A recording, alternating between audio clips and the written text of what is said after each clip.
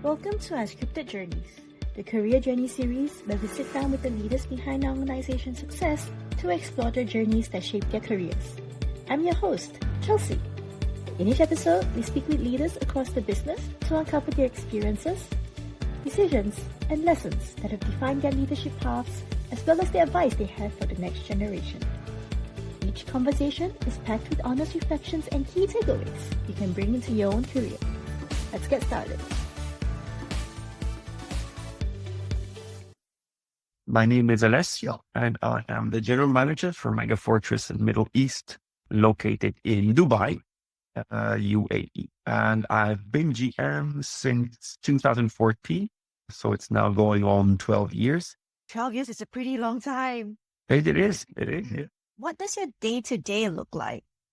Well, it changes every day because it's either office or customer visits or visits to our warehouse, which is separate from the office. We have third-party managed warehouse. And so every day can either be office or customer visits together with sales team, or going to see our stocks. And because they also do our trucking and shipping, so many visits to them as well.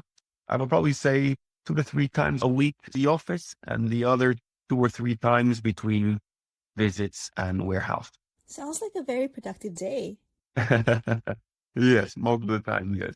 So what first sparked your interest in this field? So it could be like your motivation or some sort of catalyst that got you started in it? Sure. It was the role itself of managing the company. So I knew when it was offered to me that it was a very good career step for me and able to manage a team and a company. So learn about all the various things to source goods, sell goods, managing a team, run a business, and all the million things that involved. Yeah, it was the role itself, which was the main spark. Since this was a job that was offered, what was your first role? What did you learn from that first role? And did it somewhat help you with your current GM role? Fortris Middle East, before being formed, there was basically the original company was set up by a gentleman called Mark Gordon. He gave me a job, not selling seals or strapping, but providing a service to Abu Dhabi airport. And he had the seals and the strap in the office, which he had salespeople for. So I could see the products there, but I was not involved with those products. I was offering a different service. And then I moved out of that company for 1 year while he then rebranded it under the Fortris umbrella. When that was done, he told me if I was interested in running it. So I originally was part of the team, although not Fortris itself, but the company preceding it, as a key account manager for the service that I was providing. So Mark knew me for a few years before offering me the job, of course. And that's how I started with the company preceding Fortris. That's actually pretty interesting. Since it was totally different industries, right? Yeah, exactly. Totally different products. I could see the products, but I did not know what they do, and I was not involved with them. What's your biggest career turning point? It was moving to Dubai 18 years ago. I come from Italy, Rome. And Rome is a 2,000-year-old city. Dubai was a 20-year-old city. So I went from the oldest city in the world to the newest one. And that means everything changes, everything, including, of course, the career and job opportunities there were. Italy is a very stagnant country. The economy grows very little. It's super stable and very to no growth. So the opportunities are extremely limited and not interesting. Dubai was the complete opposite. So it was much more suited for what I wanted. So there were rapid changes in development and things you could tackle, like challenges you could tackle to grow? Yes, exactly. Where growth, especially growth, was on a completely different scale than what it was back home.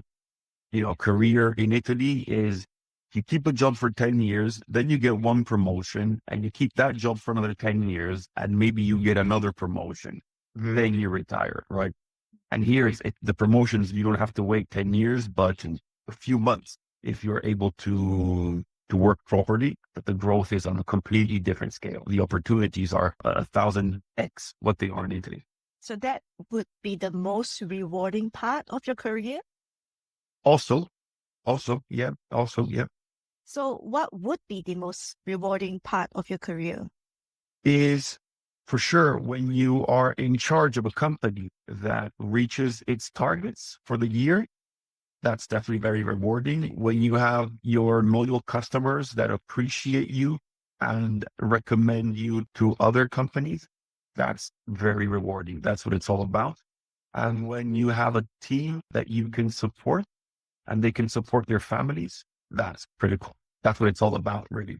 How did you stay motivated during those challenges? Because it's not easy for sure. There will definitely be obstacles, right? So how did you stay So we motivated? are in our biggest uncertain times of our lives as of the 1st of March. And so there is a lot of uncertainty now, of course, with everything and everybody. How do you stay motivated? Well, the families, my family and my employees' families are top of priority.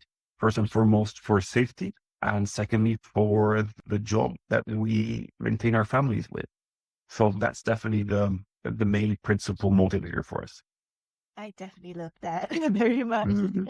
Culture is, I think, one of the best motivators to have. Most definitely, yeah. All right, moving on. What is one mistake you made early on that you wish you could have avoided?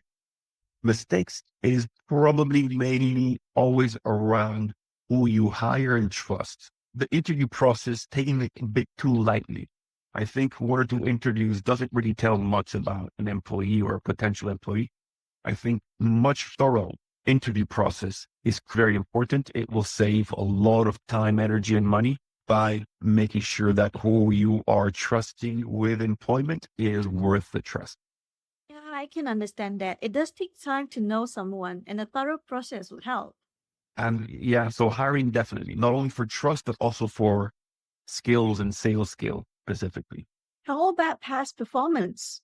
Would that be helpful? Past performances are useful, but they're not everything. So I would probably say the biggest mistake is not going through the interview process more thoroughly. If you could go back and give your younger self one piece of advice, what would it be? Trust instincts more and learn to adapt quicker because we are in an era of rapid changes. We are seeing now oil going up tremendously, and therefore the price of everything as a consequence, all of plastic, all of transport, and the various things that will increase in price in the near term require people to be nimble, adaptable. The ones who survive are not the strongest. The ones who survive are the most adaptable. So stay away from stagnant situations and keep looking for improvements and ways to adapt to new circumstances. Yeah, it's very relatable in the current situation. Yeah. What is the best piece of career advice you have received?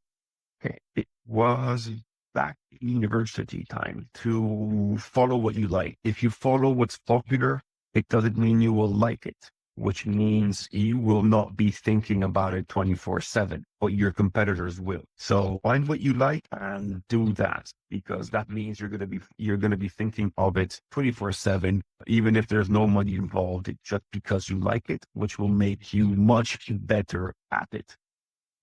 Yeah, I suppose it's because you'll be more motivated to keep working on it when you like it. Exactly. How do you define success now versus when you started? I used to think success was the zeros of the company bank account or the personal bank account or the annual revenues and stuff. I value that still, of course, but I think there is a much bigger success, which is self-worth, what you think of yourself in terms of what you produce, not only at the job, in your career, but in your family, in your health, and in your social life. That's, certainly very important. If we focus too much on just always making sales, sometimes you'll lose perspective of what could actually be more important in life. Yeah. Yeah. Because time with family, you can't get back the time that you lose. Yes, absolutely. Absolutely. You have to be a person who's well-rounded 360 degrees. And if you're focused only on career, you will lose out on everything. Career is fundamental, critical. It's critical, but it's very important to keep other parts of your life going, because I do not want to reach an age where I've reached a certain number, but I have bad family relationships, bad social relationships, bad self-esteem, right? In that case, that number that I have conquered or reached will not be able to fix that. So, you have to keep a good balance of things, I think. Yeah, definitely. Because you as a person is more than the sales you make. Correct. What is your biggest source of inspiration throughout your career? In good times, it's my daughter. In tougher times, it's my grandparents. I know that when things get tough, I know that my grandparents went through much, much, much tougher times.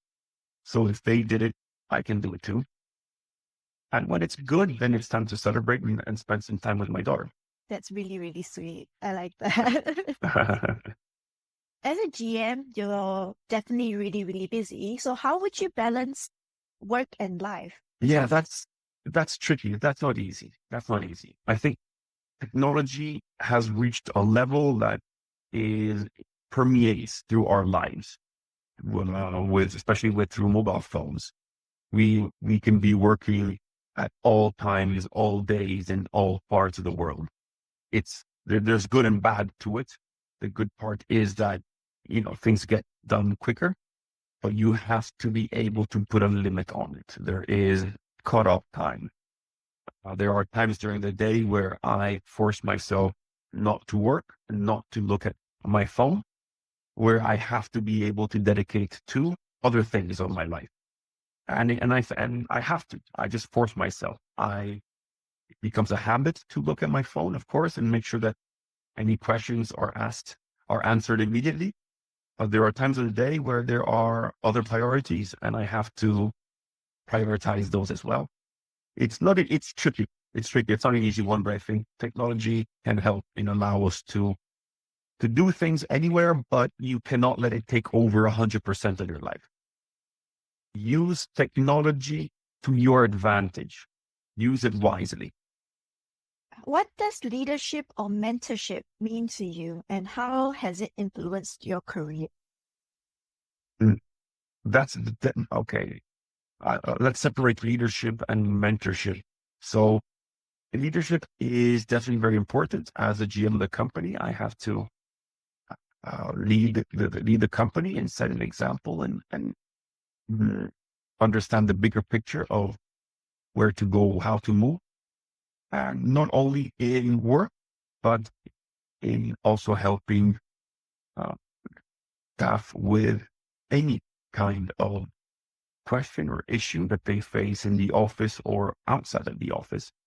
And it's been well appreciated by staff, the help being given for outside of office things as well. So that's something that is important. It's important because it allows customers to be happier and his staff to be happier, more motivated. Mentorship is important. We have an external consultant that has helped us navigate the various things, as he has a lot of experience not only in business and in this business, but in the entire region that we operate in. So I definitely value that, and I want to retain it. So it's an important part for sure. It's an important part, definitely. Yeah. Sometimes it's good to get help when you need it.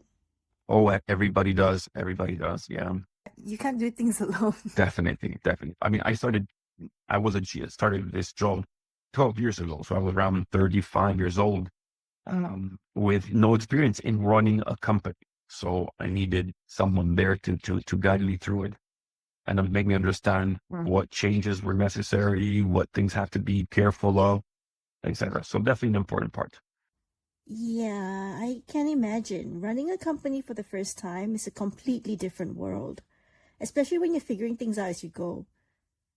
So, looking ahead, where do you see yourself in 5 or 10 years? Or are there any projects you're working on or specific goals you're working towards? Upcoming projects, we've secured a big customer. It took a long time, and it's a really big customer, and it's been going good with all the bumps, difficulties from when you first start supplying, and all the issues to iron out, especially now. But that's definitely an exciting project for us. Another exciting project is the tenders opening up with Emirates Airlines, which is the biggest user of seals in the Middle East.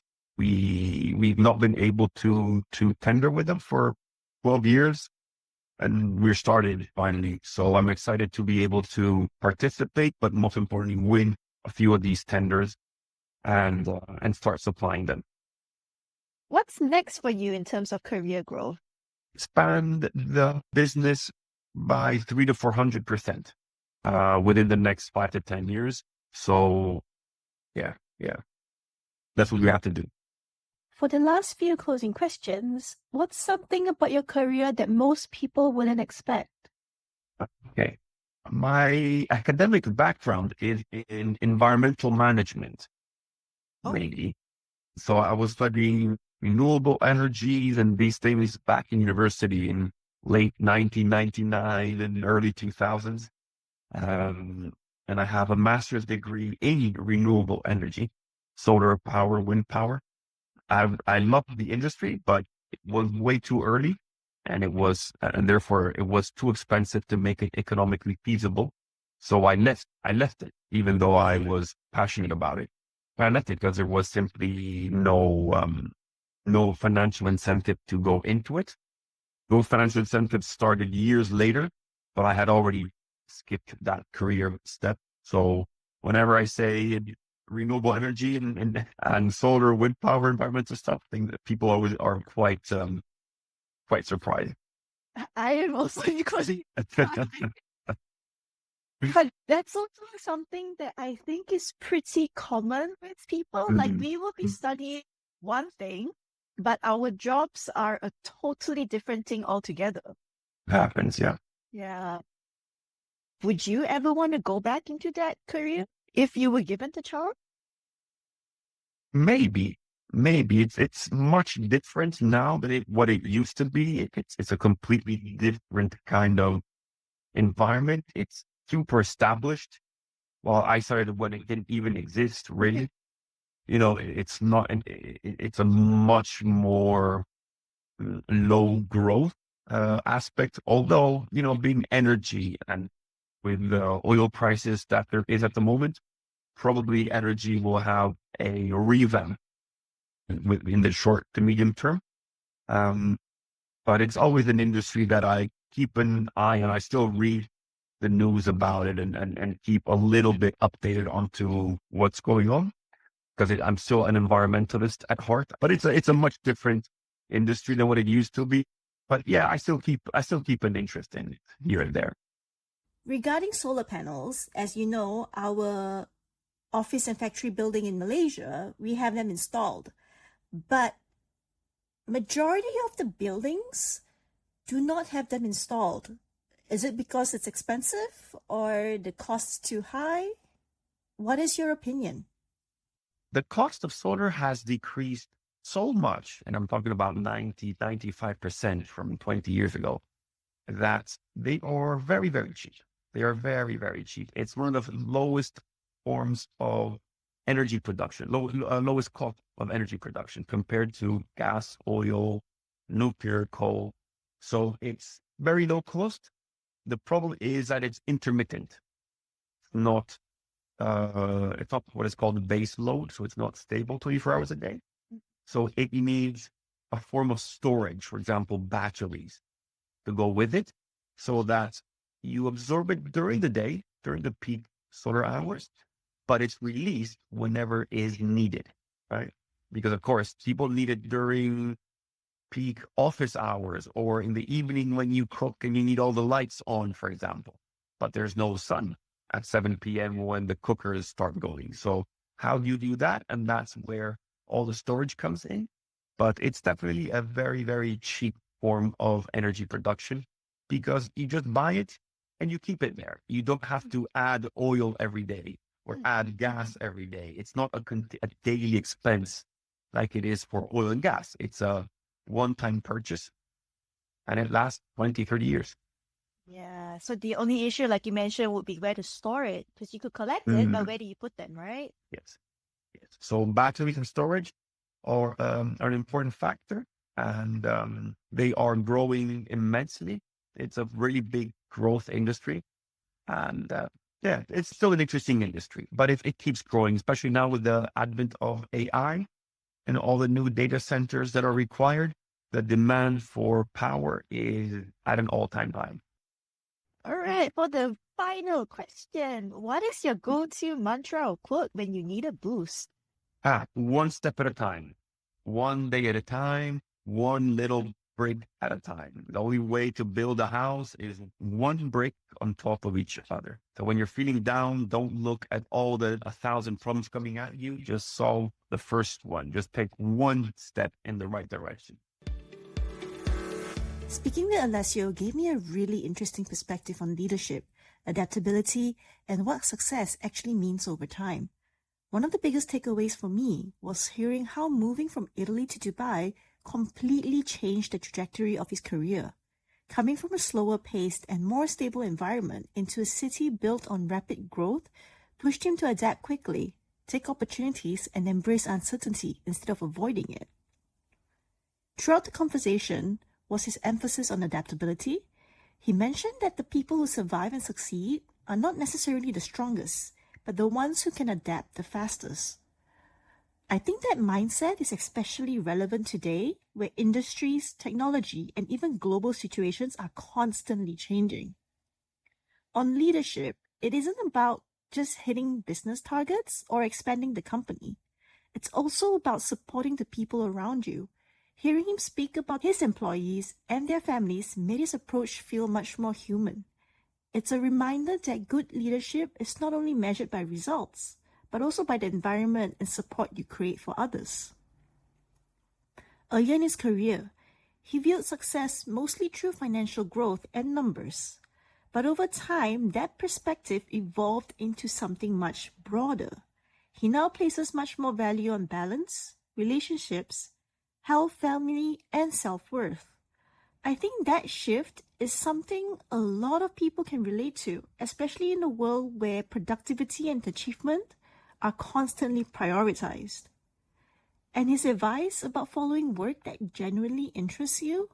He explained that when you truly enjoy something, you naturally invest more time, thought, and energy into it, which ultimately helps you grow faster and become better at it.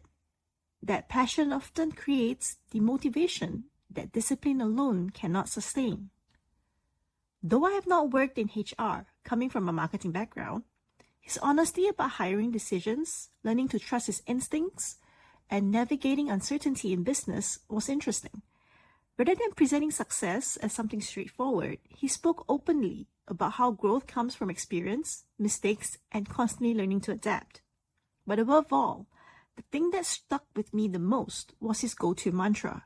In such a fast-paced, ever-changing society, things could become too much, too quick. Remembering to slow down and simply take that one step helps turn big problems into manageable moments. Sometimes, the simplest mindset shifts are the ones that stay with you the longest.